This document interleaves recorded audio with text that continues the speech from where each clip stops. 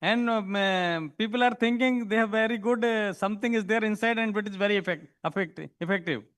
So I hope this information is new for you, for all of you. You may use it, you may share with your colleagues. So once again, I congratulate to management for organizing such conferences and interactive session. It is very much required because nowadays what is happening, our focus is very less on study in depth books. Sometimes we are going shortcuts. So my humble request, please study in depth, understand, interactive. What we learned through interaction, we never forget. This concept I learned long back, and I try to interact and learn with my colleagues, my juniors. I go in lab and we discuss 1 hour. We learn everything from our juniors. So this approach, I think we should adopt and we should continue. And at the same time, we must focus what is the need of the future, but don't put everything in one basket. In every 5 to 10 years, entire technology is going to be changed and happening. Maybe a lot of example with you, already you have, and which we are seeing in day-to-day life. So with these words, once again, I congratulate to all of you and my best wishes for your bright future. Thank you very much. Thank you.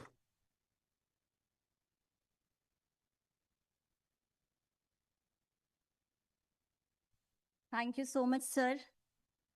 Your enlightening words indeed tell us that quality is never an accident. It is always the result of intelligent effort.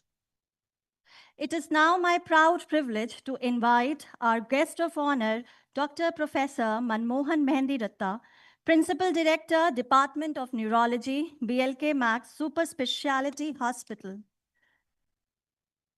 Dr. Professor Manmohan Mehendiratta is a distinguished neurologist, academician, and healthcare leader, currently serving as Principal Director, Department of Neurology, BLK Max Super Speciality Hospital, New Delhi.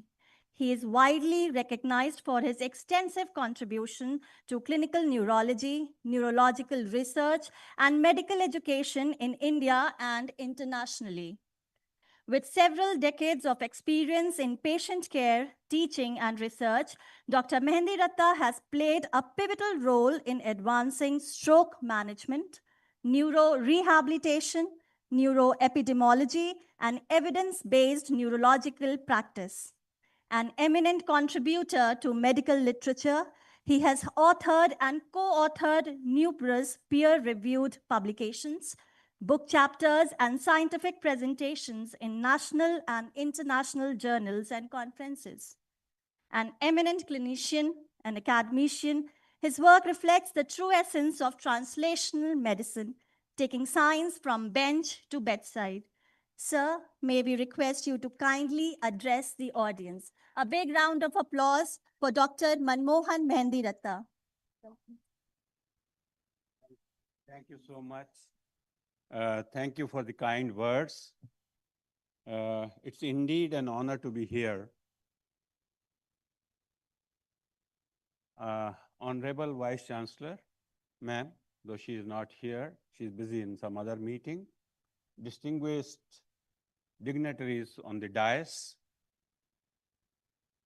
I would like to express my gratitude to Dr. Navneet, who got me here, and I made new friends. And I think we'll have long-lasting friendship.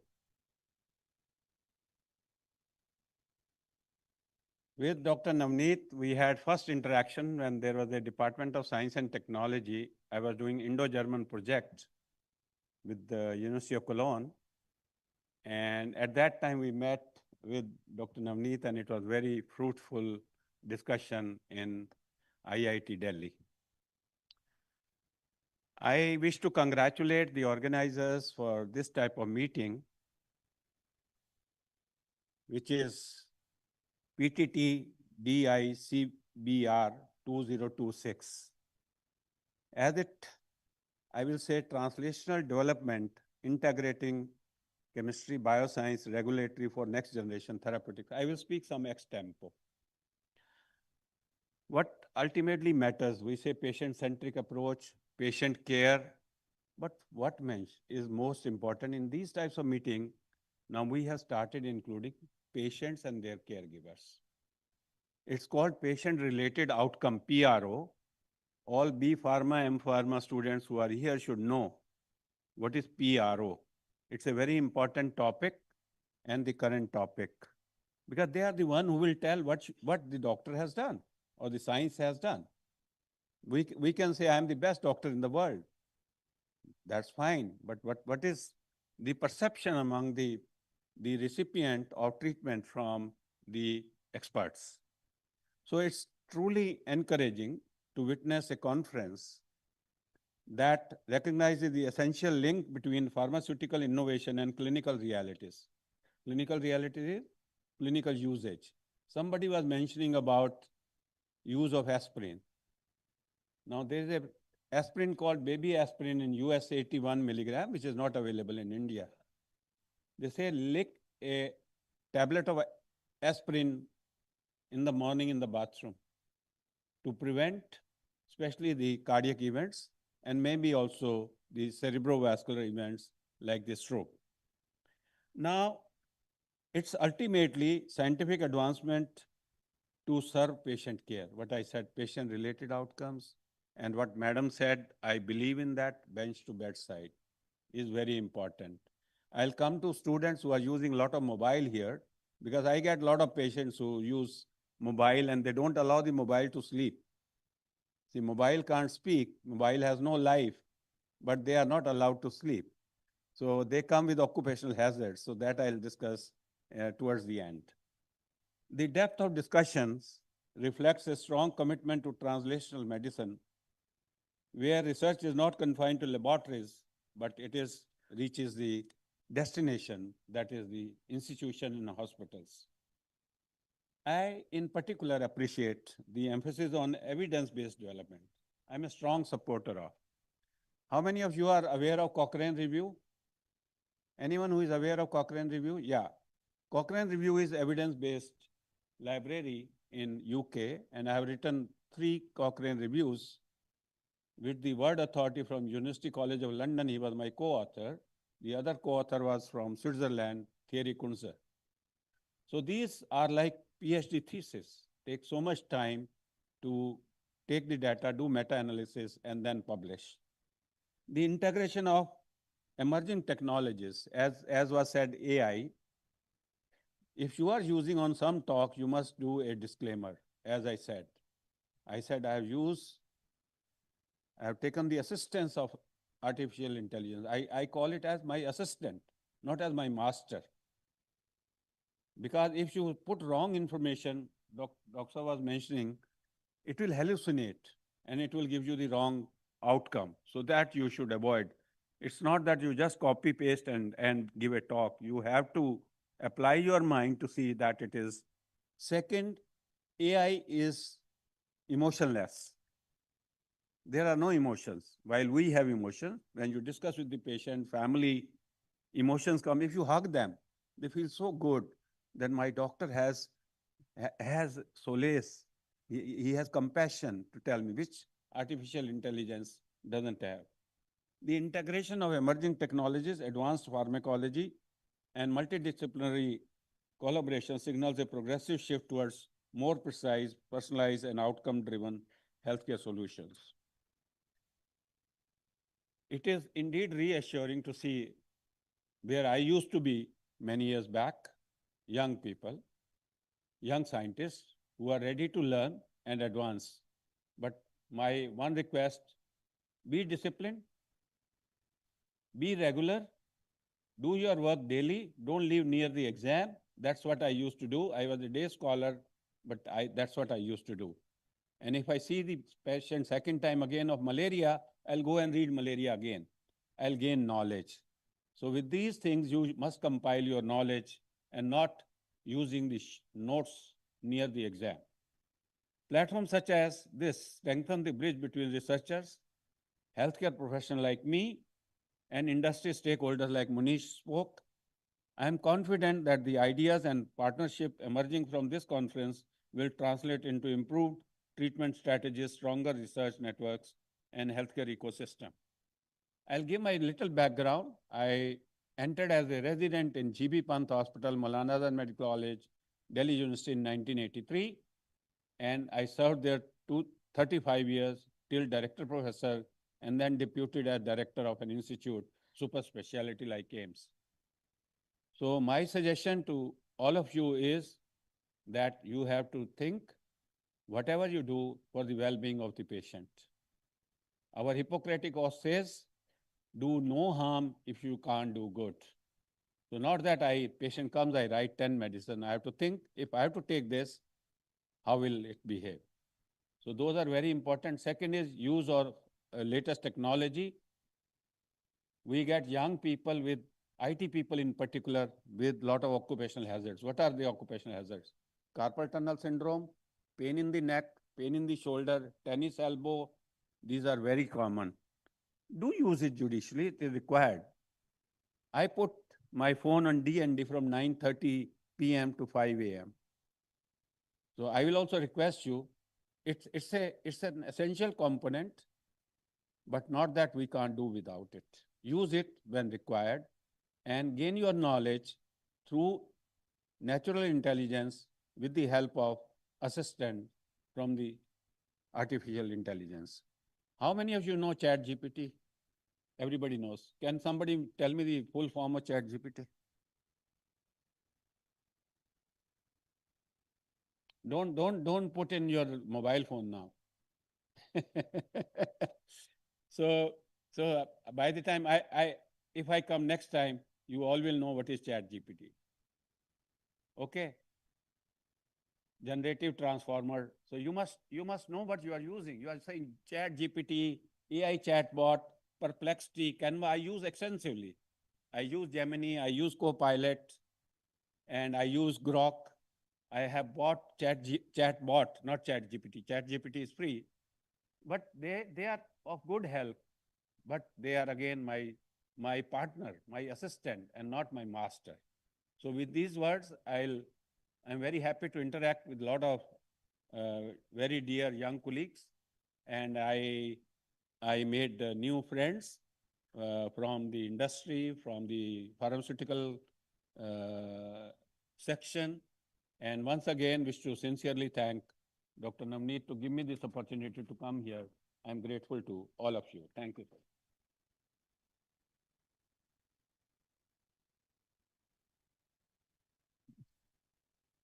Thank you, sir, for your inspiring words. Truly, where science serves humanity, progress finds its meaning. I just take a moment for a gentle reminder to all of my members of this audience to kindly fill the feedback form with the QR code that has been shared with them. Your feedback is very important for all of us. Thank you. We now arrive at one of the most awaited moments of this conference, the distribution of certificates for the winners of various competition, oral and poster presentations. But before that, I would like everyone to give a big round of applause for our researchers, the budding participants, because every researcher, every participant has contributed to advancing next generation therapeutics. Thank you so much. I would like to request the dignitaries to kindly step forward to present the prize distribution prize to our winners.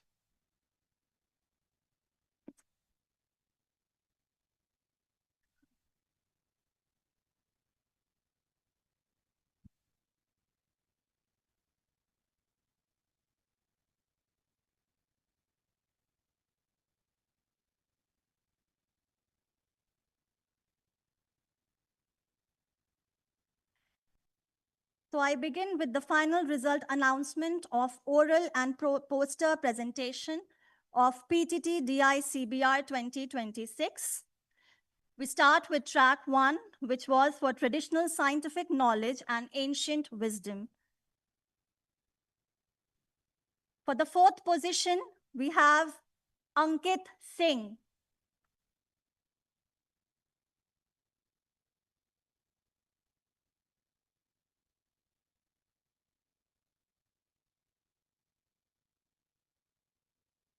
Congratulations to the winner.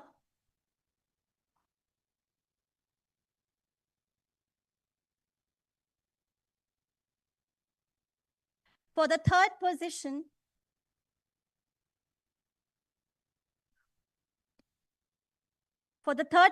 we have Ms. Priyanka Sharma.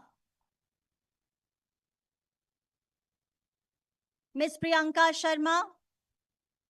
For second position, we have Divyesh Pathak.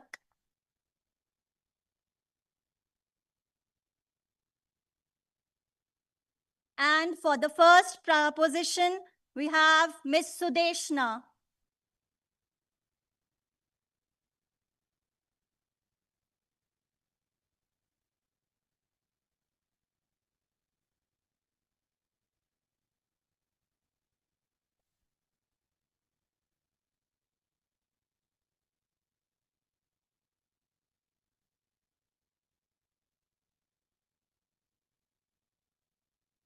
We show our appreciation with another round of applause.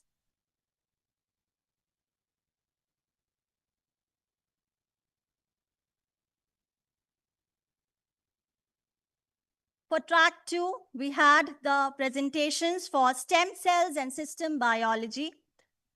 Fourth position goes to Sharda Sangam.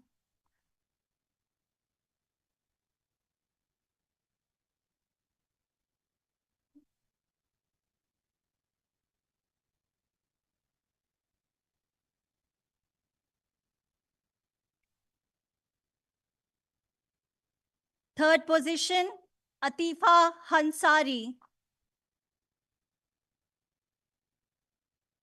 Second position, Khushi Mittal. And the first position has been bagged by Pankaj Malhotra.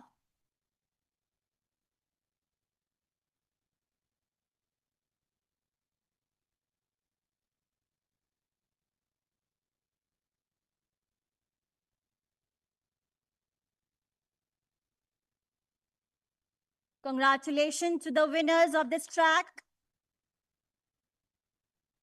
The third track was for drug discovery and biologics. Fourth position bagged by Shashwat Sharma.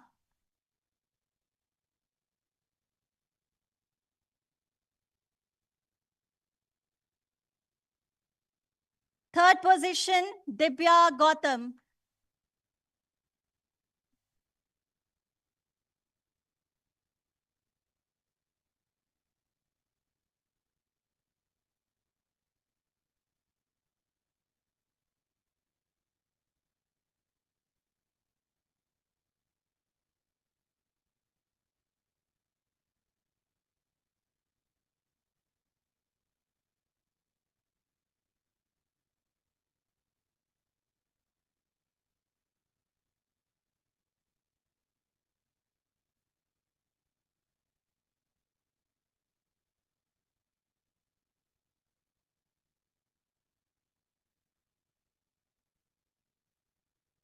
Second position,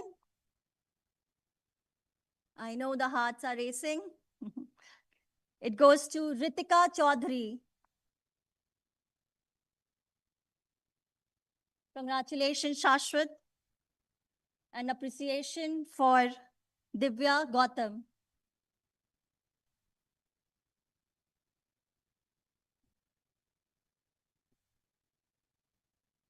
The first position has been taken by Nitasha Chauhan.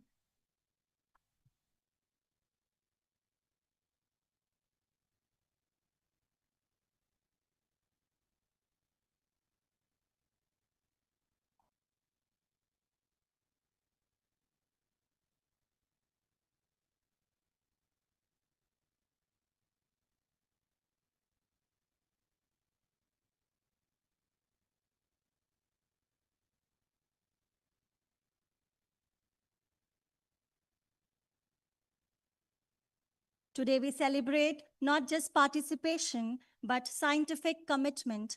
These budding researchers have shown that efforts never go unpaid. Science is all with us, and we are planting this seed into our young researchers. So this conference has been a big platform where our young budding researchers have shown great effort. So big round of applause for them.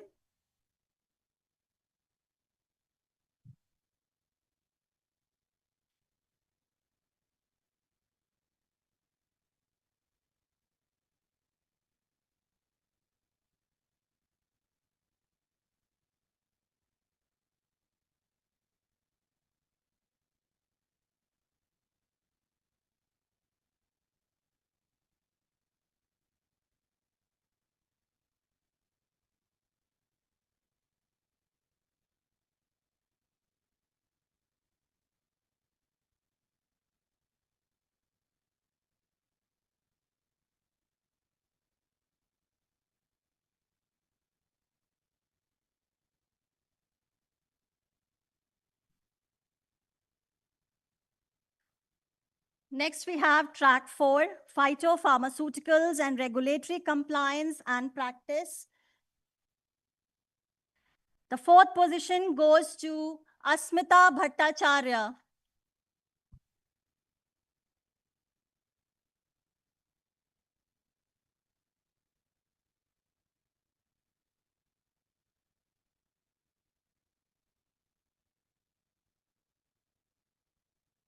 The 3rd position. For the 3rd position, we have Brijesh Raj Jaiswal.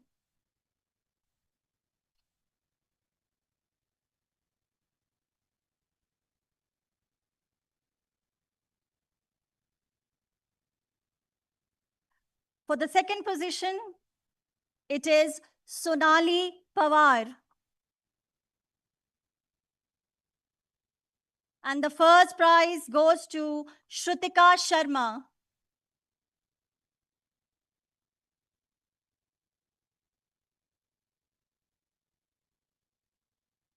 All you winners have made us very proud. Now, the track 5 is emergency healthcare and combat casualty management.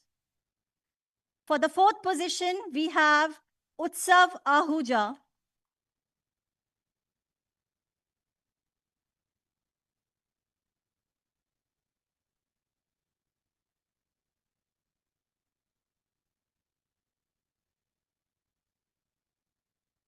Third position, Abhishek Sharma.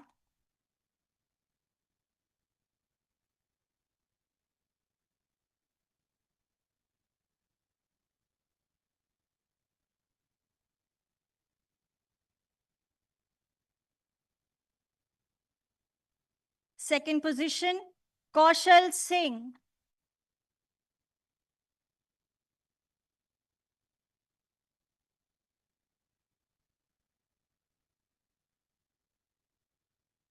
And for the first position, it is Ashrit Nair. Congratulations to the winners.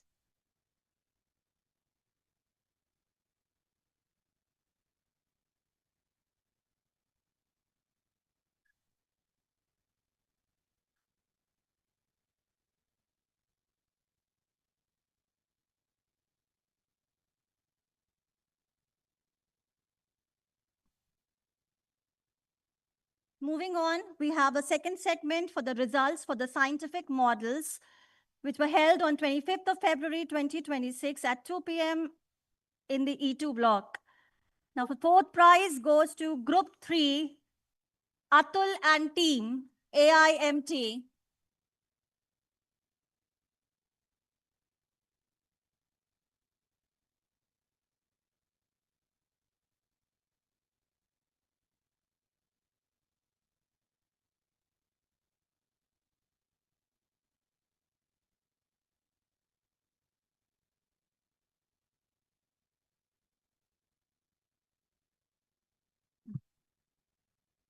Congratulations to the winners. The 3rd prize goes to group number 10, Shavy team, AIMT.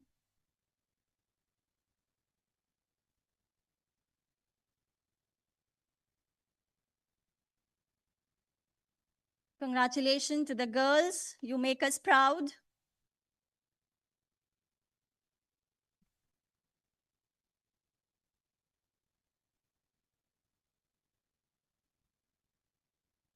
The second prize goes to group number 7, Mokshda and team, AIMT.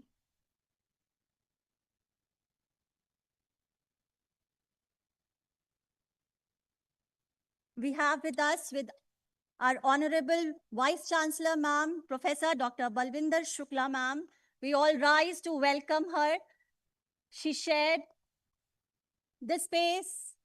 She graced us with her presence. Thank you, ma'am, for your blessings.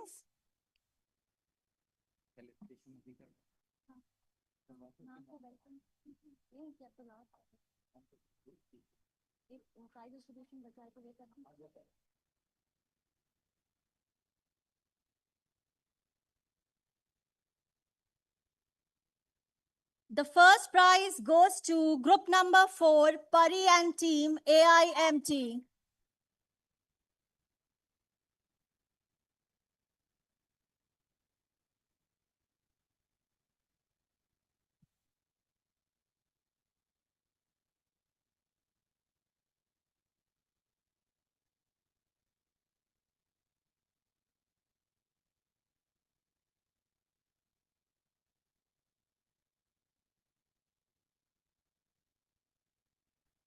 Congratulations to all the winners.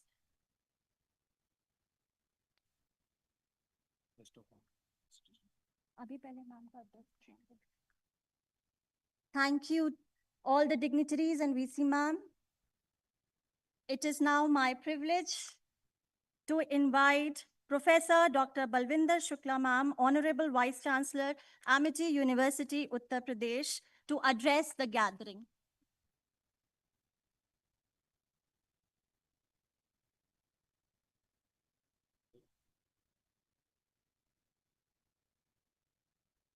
A very esteemed chief guest of the day is Professor P.L. Sahu, Director and CEO of National Dope Testing Laboratory, Government of India, our guest of honor, Dr. Manmohan Mandirakta, Principal Director, Department of Neurology, BLK Max Super Specialty Hospital, all the distinguished guests on the dais, and distinguished speakers, jury members, participants. First of all, I would like to extend all the distinguished guests and participants a very warm welcome here at Amity University. I know this conference, which has been initiated by Dr. Chitme and Dr. Naved, with their team, has been organized very successfully. So my congratulations to Team AIPS. Yesterday I was not here because I was away. My daughter got married, so for last 15 days I'm busy in her various functions, but I was trying to keep a tab what all is happening in this conference. Even today we have a number of events in the university. That's why I could only make it to the last leg of the valedictory session. So many congratulations to Dr. Chitme and Naved and the team. And as we know that the topic of the conference on the pharma technologies and the translation development, integrating chemistry, bioscience, and regulatory for next generation therapeutics, is very, very apt theme, and which is the need of the, especially when we are talking about the Viksit Bharat vision, and where the very first vision of the Viksit Bharat is the empowered citizen.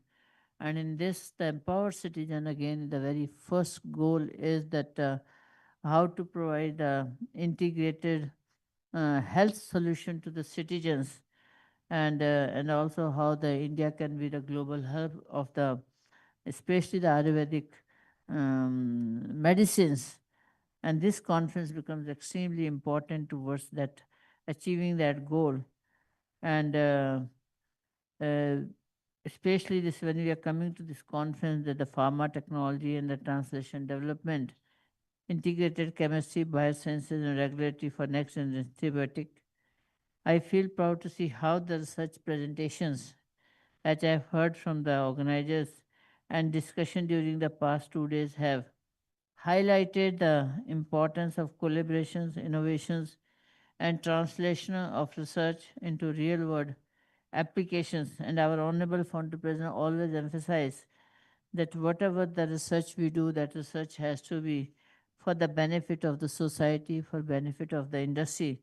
And doing the collaborative research and align with the industry requirement and societal needs creates the benefit for the nation and benefit for the society.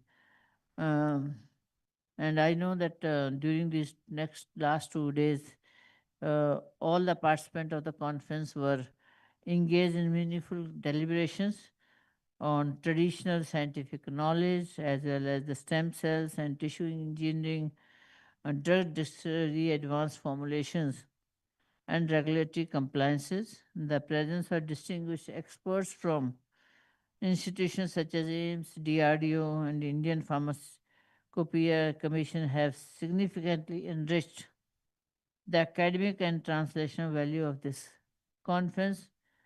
And I understand that the conference has been met with the great enthusiasm and has reinforced the importance of integrating chemistry, biosciences, industry practices, and regulatory framework to accelerate the development of safe, effective, and globally compliant therapeutics. The interaction between academic, pharmaceutical industries, and regulatory experts have laid a strong foundation for future collaborations, research projects, technology transfers, innovation partnership, and policy engagement. I would like to especially compliment and congratulate all the young researchers, young scientists, and the student community who have participated in this conference. And I could see that some of the participants were getting their prizes for their excellent work. So my congratulations to all the participants. Whether you have won or whether you have not won, but important is participating, because that experience which you will gain, that will always remain with you. And my many, many congratulations to the winning teams also. I would like to thank all the speakers, all the delegates, and all the industry who participated in this conference. Our Honorable Founder President have given the many missions, but the three very important are which are relevant to this, that Mission Connect. You all have come together on this conference, the Mission Connect has been fulfilled. But the next one, Mission Connect, is the Mission Synergy. How have built the synergy over the last 2 years is extremely important. And only because that mission synergy is going to bring the mission outcome. Because if there's no outcome of the event, spending 2 days, day and night, traveling from their respective places, coming here and discuss, but if there's no outcome immediately or in next 1 month or 2 months or 3 months, I think we have just spent the time. So it's very important how we deliberate, work out the outcome so that we all are benefited till we meet again in the next conference. So with this, wish you all the best and a safe journey back home wherever you have belonged to. So wish you all the best. God bless you.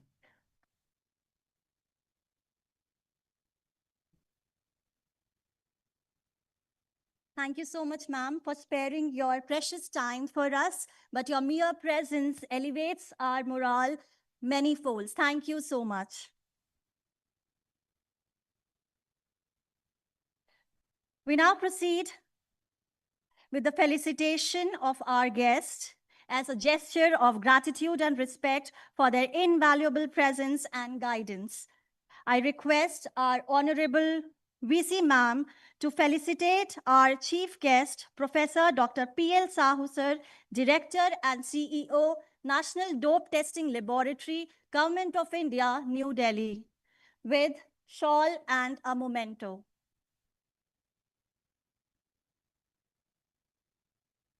I request all the dignitaries to accompany VC Ma'am.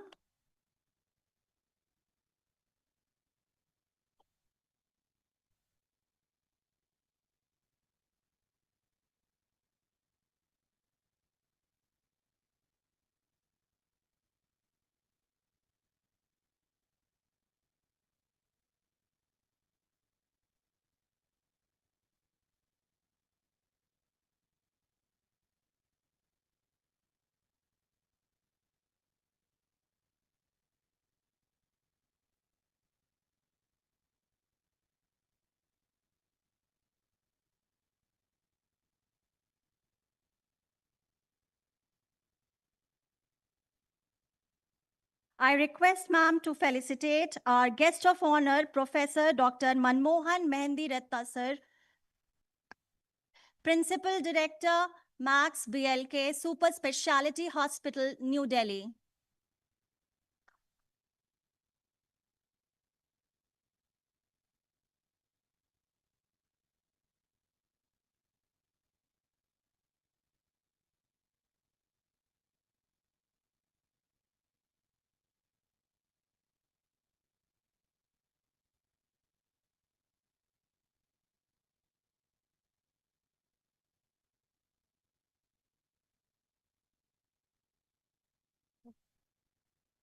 I request Dr. H.R. Chitme sir, HOI AIP, to kindly felicitate our Honorable VC ma'am, Dr.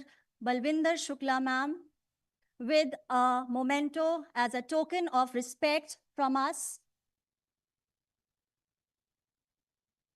A big round of applause, everyone. Ma'am has been a beacon of inspiration for all of us. Her constant dedication inspires us. And so we are so thankful for you, ma'am.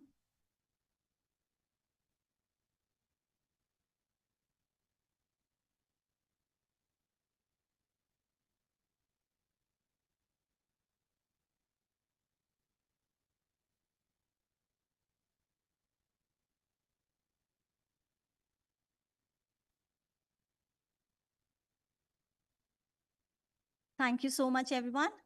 To formally express her gratitude, I now invite Dr. Vinay Lathar sir, Professor, Amity University, Amity Institute of Pharmacy, Amity University, Noida, to deliver the vote of thanks.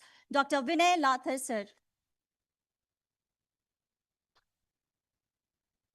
A very good evening to all. First and foremost, I would like to express my deep gratitude to our Honorable Founder President for his constant vision, inspiration, and guidance, which continues to shape the academic and research excellence of our institution.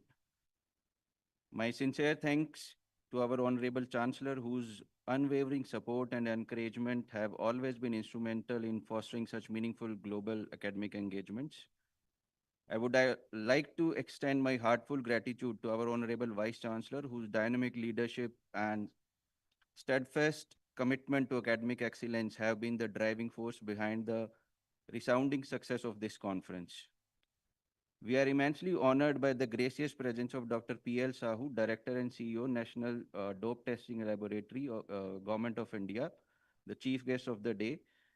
Sir, your words of wisdom and insightful address have truly enriched this gathering and inspired us all. It is my profound privilege to extend sincere thanks to Professor Manmohan Mehendi Ratta, Principal Director, Department of Neurology at BLK Max Super Speciality Hospital, for his esteemed presence and valuable contributions. I would like to thank all the distinguished speakers, delegates, researchers, and participants from across the globe. Thank you for your scholarly contributions, meaningful deliberations, and enthusiastic participation. Your presence has made this conference truly international in both spirit and substance. Behind every successful event stands a dedicated team working tirelessly. My heartfelt appreciation goes to Dr. H.R. Chitme, Dr. Naved, the organizing committee, especially Dr. Navneet Sharma, the organizing secretary for this conference, faculty members, non-teaching staff members, technical team, student volunteers, and every individual who worked diligently, often behind the scenes, to make this event a grand success.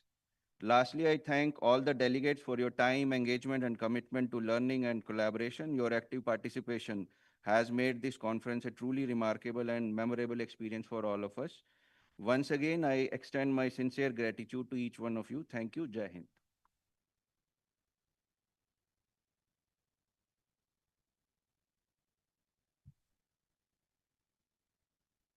Thank you, sir, for your words of gratitude. I now request everyone to rise at their respective places for the playing of national anthem.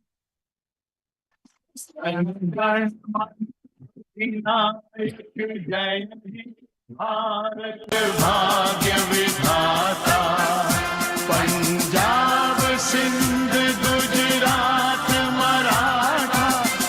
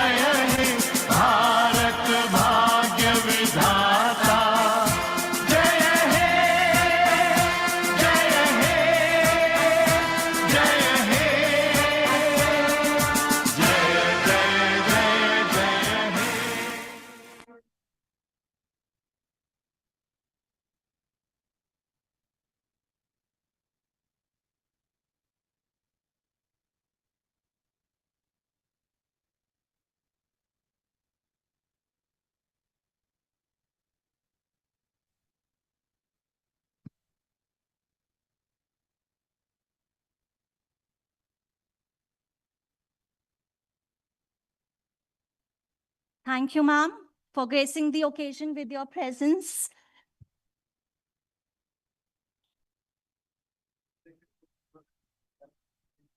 As we conclude this remarkable scientific gathering, let us reflect on the timeless thought that every endeavor bears fruit. PTDI CBR has not merely concluded a conference, it has initiated new ideas. No. Thank you all for your gracious presence. Wishing you continued success in your scientific journey ahead. We now invite everybody for tea and snacks and informal networking. Thank you, everyone. I request all the faculty members to come for a group photograph